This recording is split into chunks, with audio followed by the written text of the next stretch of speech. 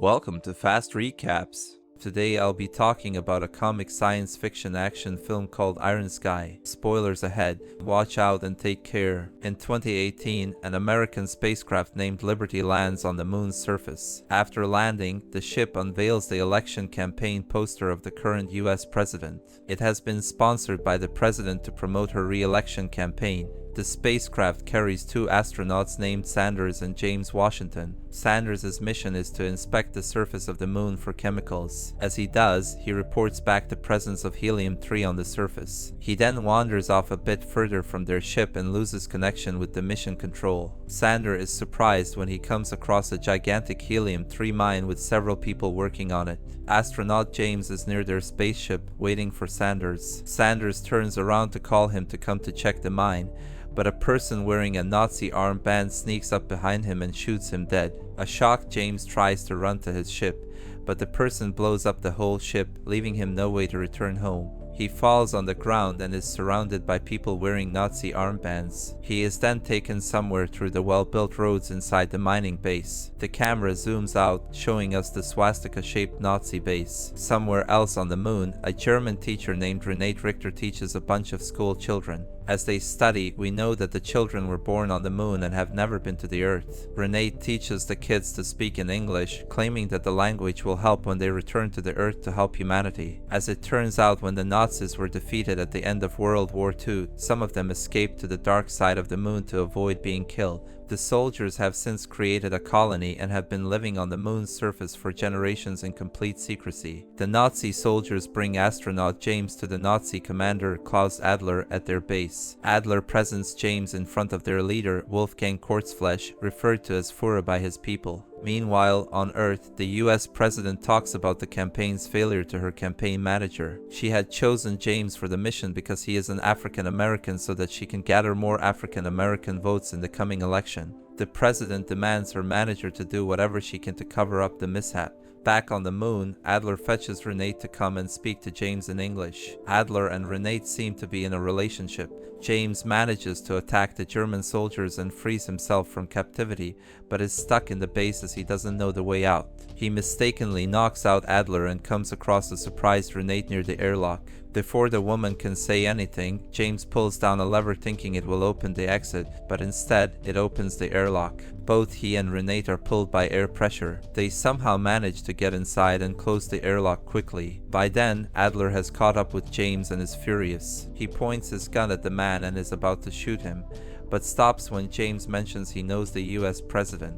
Adler wants to extract information from James, so he sends him to Dr. Richter's laboratory. Adler and Dr. Richter are intrigued by James's cell phone and ask him what it is. James answers it is a phone similar to their computers. Dr. Richter laughs in disbelief. Apparently, the Nazis are still behind in technological advancements. Dr. Richter shows James a huge machine, claiming that it is a computer and his cell phone is too tiny to be one. Dr. Richter suggests they cut James's brain open to inspect its size, but Adler wants to get information out of him. Back at the United Nations headquarters, an American representative gives a detailed explanation of the failed lunar mission. The US president's campaign manager is frustrated because of the campaign failing and scolds her employees for presenting her with terrible PR ideas. At the moon base, Adler visits Renate in her room to propose to her for marriage, which on the moon is called the legal union. He presents her with a confirmation certificate that their DNA matches 97%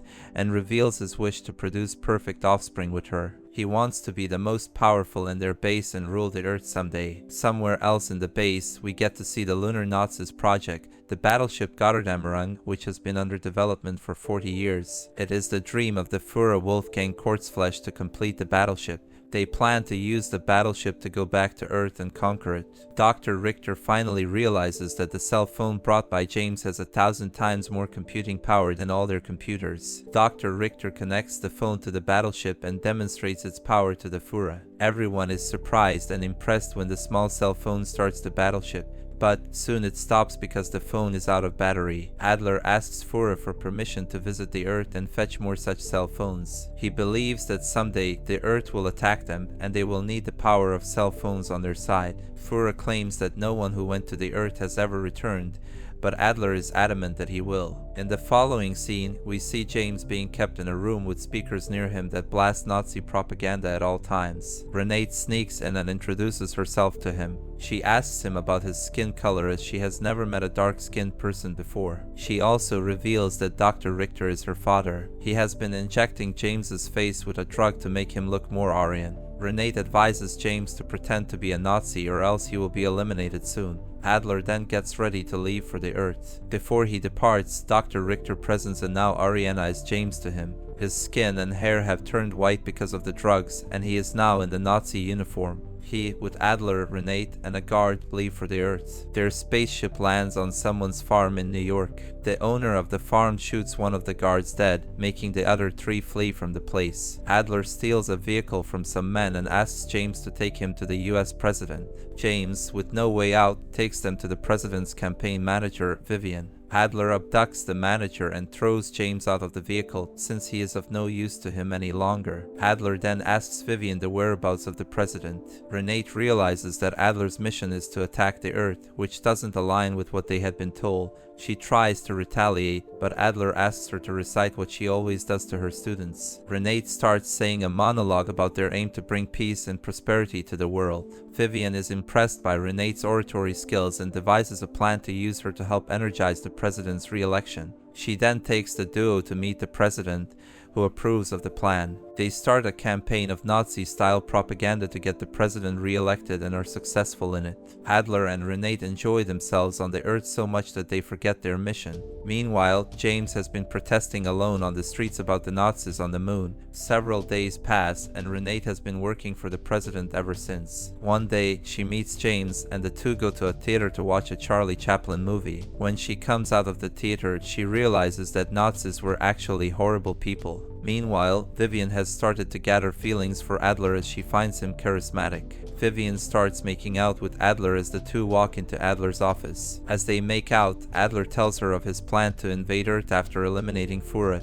who is on the moon. When Adler looks up, he sees the moon Nazi Führer and his men in his office. He has come to Earth to find out why Adler is taking so long to retrieve the computers. Führer, knowing Adler's plan, takes the two hostages. Just then, Renate barges into the room and confronts Adler about his mission. She denounces Nazi propaganda, finally realizing Adler was wrong the whole time. Führer has decided to kill all of them, but Vivian manages to get her hands on a gun. She kills Führer and all of his men. Adler realizes that Renate has grown to like the Earthlings, so claiming that she has betrayed the Nazis, he is now about to kill her. But James comes to her aid and the two manage to run away. Adler steals Vivian's iPad and announces himself as the new Führer. He then takes the former Führer's spacecraft to the Earth's orbit, leaving Vivian behind. Adler launches the invasion of Earth using a fleet of space zeppelins and flying saucers. They destroy the Statue of Liberty and, ultimately, the entire city of New York.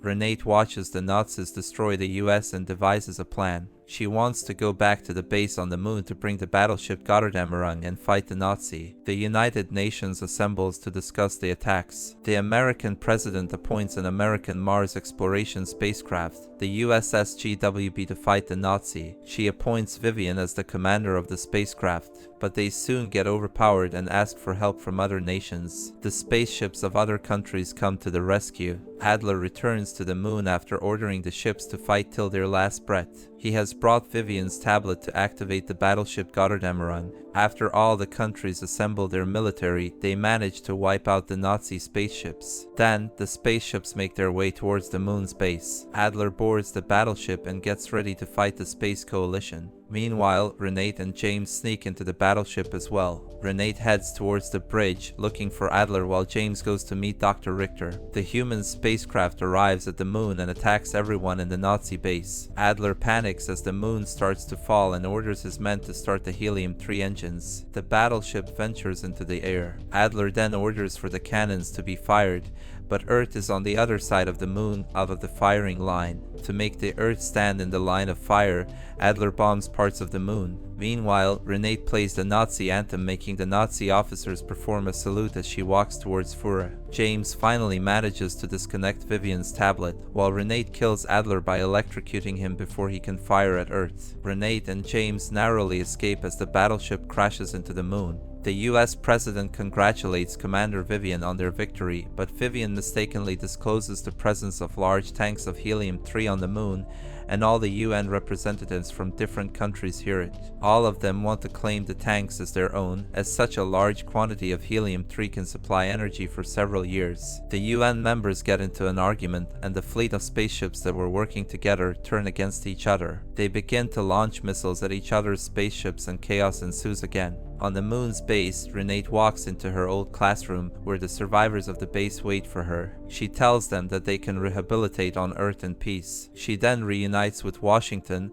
who has gained his complexion back. The two finally kiss. The movie ends as the camera zooms out, showing us the half-broken moon. If you would like to see more fast recaps, please like and subscribe to our channel. Thank you for watching.